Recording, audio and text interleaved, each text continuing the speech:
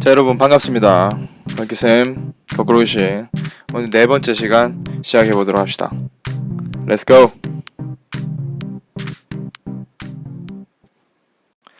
자, 지난 시간까지 우리는 물리학적 의미의 시간이란 무엇인가, 그리고 길이란 무엇인가에 대해서 한번 알아봤습니다. 그죠? 이 시간과 길이를 우리가 미리 배운 이유는 바로 오늘부터 우리가 본격적으로 다루게 될 물체들의 운동을 분석하기 위함입니다. 자, 그래서 물리의 아주 가장 큰 부분을 차지하고 있는 물체의 운동에 대해서 본격적으로 내용을 시작해 봅시다. 자, 여기 귀신이 나타났습니다. 그죠? 귀신이 굉장히 무섭게 생겼습니다. 자, 귀신이 나타나자 데이트를 하고 있던 이 남녀 커플이 이 귀신을 발견하고 도망가기 시작합니다. 자, 여기서 우리가 이야기할 건 바로 이 남자와 여자 둘 중에 누가 더 빠른지에 대해서 이야기를 해보고 싶습니다. 자, 선생님이 그럼 정보를 하나 드릴 텐데, 자, 첫 번째 정보는 도망가는 동안 이 남자와 여자가 얼마만큼 움직였느냐, 이동 거리에 대한 정보를 드리겠습니다. 자, 여자가 움직인 이동 거리는 50m를 달려갔습니다. 자, 그리고 이 남자가 달려간 이동 거리는 지금 다소 과장되어 있지만 200m를 달려갔다고 합시다. 자, 그럼 여기 주어진 이 한 가지 정보를 가지고 둘 중에 누가 더 빠르다라고 이야기할 수 있습니까? 자, 만약 남자가 200m를 갔기 때문에 더 빠르다라고 이야기하는 친구가 있다면 선생님이 또 다른 정보를 하나 더 드리겠습니다. 자, 이 남자가 200m를 이동하는데 걸린 시간은 10초고요. 여자가 50m를 이동하는데 걸린 시간은 단 2초입니다. 자, 그럼 이 정보를 받고도 우리는 남자가 더 빠르다라고 이야기할 수 있습니까? 자, 그렇기 때문에 결과가 좀 달라진다, 그죠? 자, 남자는 200m를 10초에 갔기 때문에 1초 동안 얼마만큼 움직인 겁니까?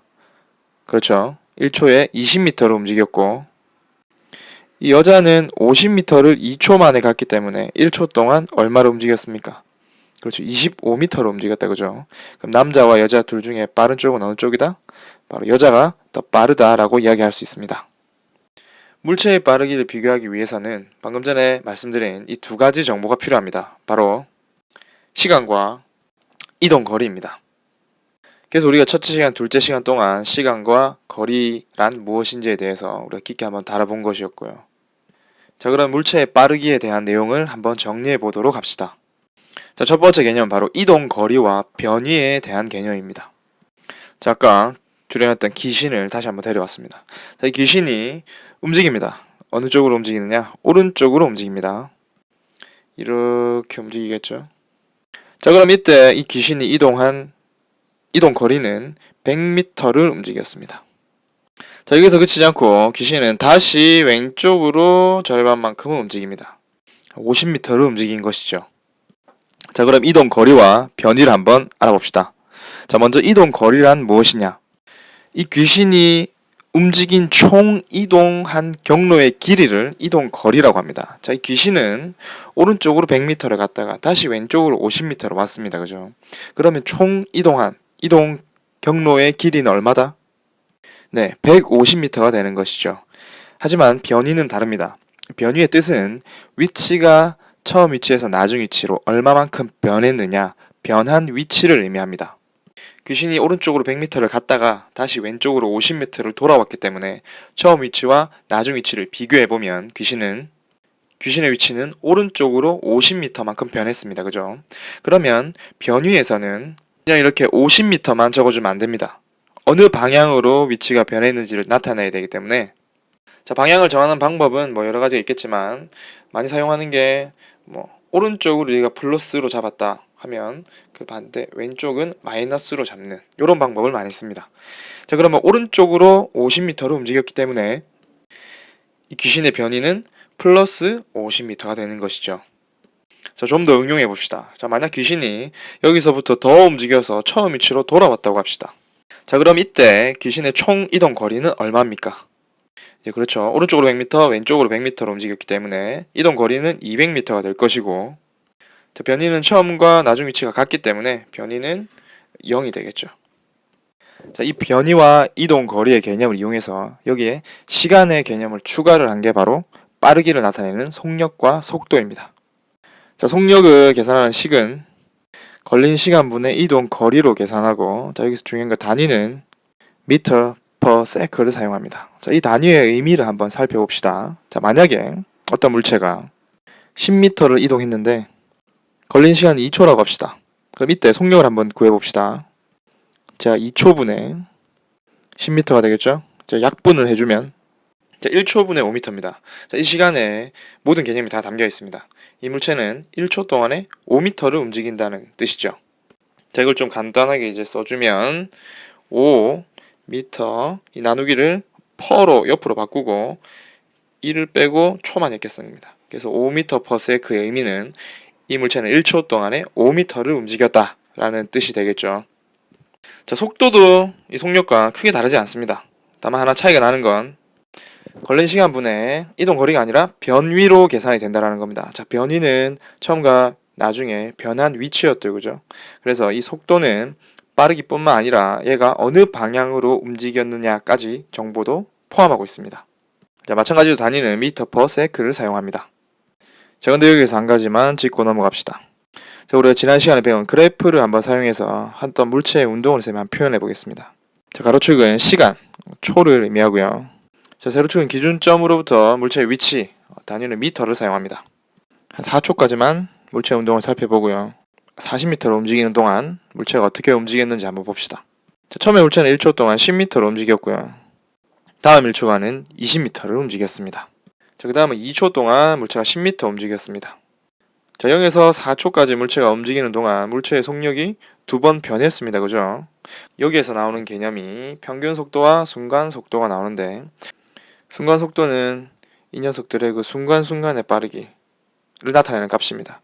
근데 이 순간 속도가 뭐 계속 변하거나 혹은 뭐 자주자주 변하는 경우에는 이 물체의 운동을 표현하기가 힘들기 때문에 순간순간이 아니라 전체 평균의 빠르기를 나타내는 게 바로 평균 속도입니다. 자, 평균 속도는 어떻게 계산하느냐?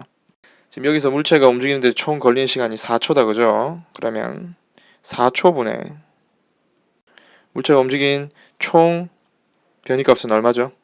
40m입니다, 그죠? 자, 그러면 이 물체의 평균 속도는 얼마입니까? 10m per sec가 되는 겁니다. 자, 이렇게 순간순간의 빠르기가 어떻게 달라지는지는 고려하지 않고 전체적인 평균 값을 보는 게 바로 평균 속도입니다. 자, 마지막으로 우리가 다룰 건 바로 등속 직선 운동입니다.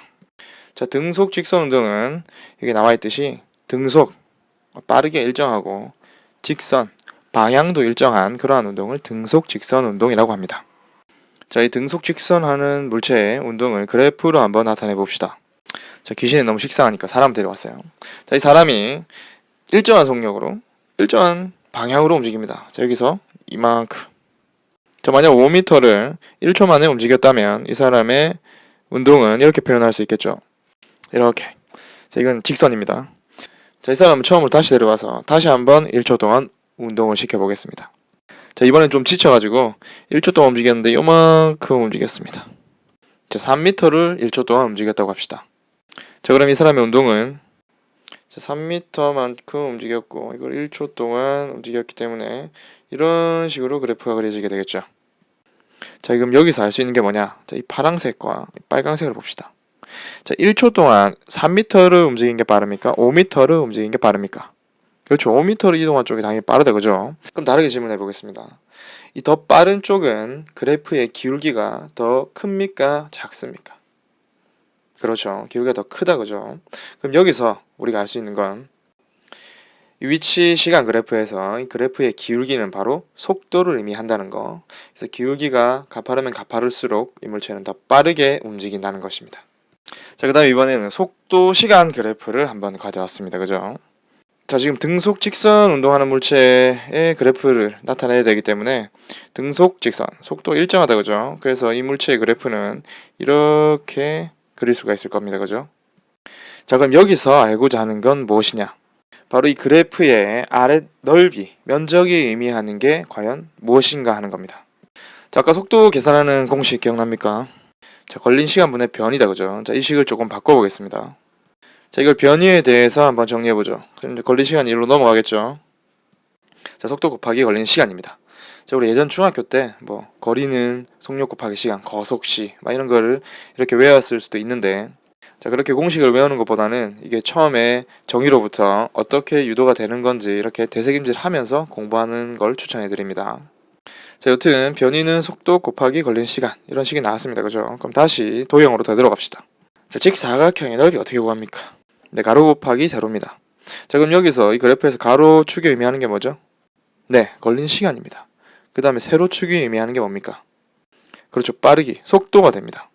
그럼 여기서 보면 걸린 시간 속도, 이게 넓이인데 걸린 시간 속도가 변이이기도 하다. 그죠? 그러면 결론은 무엇이냐?